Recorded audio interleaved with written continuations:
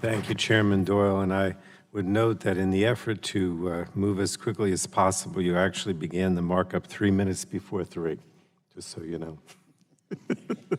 Today, we're here to address a major concern of consumers, those annoying and illegal robocalls. The rising tide of illegal robocalls was once a nuisance, but it has grown to threaten the way consumers view and use their telephones. If we don't get a handle on them, I'm fearful robocalls will undermine our entire phone system. The American people are understandably fed up with robocalls, and who can blame them? One of my district's area codes received more than 20 million robocalls in May alone, according to UMail. That's a little over 7 calls per second, and that's outrageous. Some studies even estimate that nearly half of all calls this year will be scam calls. It's no wonder that people are refusing to answer calls from members or from numbers that they don't recognize, but each time a consumer chooses not to pick up the phone out of fear that a scam robocall is on the other end of the line, it chips away at our community and public safety. This problem is not only harmful to consumers, it also deeply affects many of our institutions. For example, at our legislative hearing, we learned that the Moffitt Cancer Center in Tampa, Florida, received 6,600 scam calls in just 1 month, specifically designed to appear as calls coming from within the hospital. We've also heard similar stories of scammers disguised as the IRS looking to collect a debt, local governments or police departments, or loved ones in trouble looking for help. And we're even hearing about new scams like the One Ring scam, where fraudsters try to trick consumers into calling back international numbers in the hopes that the consumer will rack up charges. And all of these scams are different, and there won't be a silver bullet to fix them all. But that's why I'm pleased that so many members of the committee have drafted bipartisan legislation to help fix this problem. And I agree with Chairman Doyle that the one that we're considering today, the Stopping Bad Robocalls Act, is not actually one of the better named. I'm going to go through some of the others that actually do have better names, I must admit, including yours. But anyway, I was able to join with Ranking Member Walden on the Stopping Bad Robocalls Act.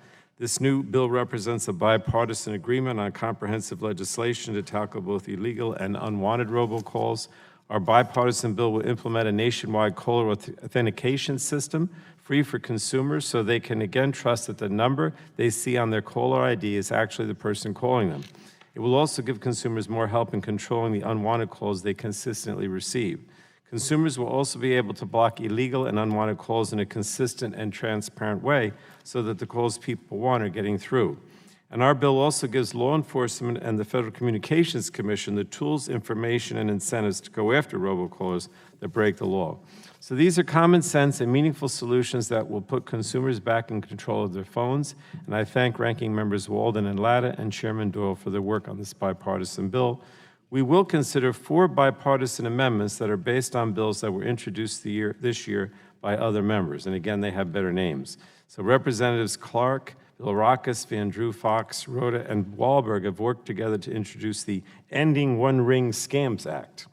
And Representatives McEachin and Olson, Kim, Brooks, and Kustoff have introduced the Locking Up Illegal Robocallers Act.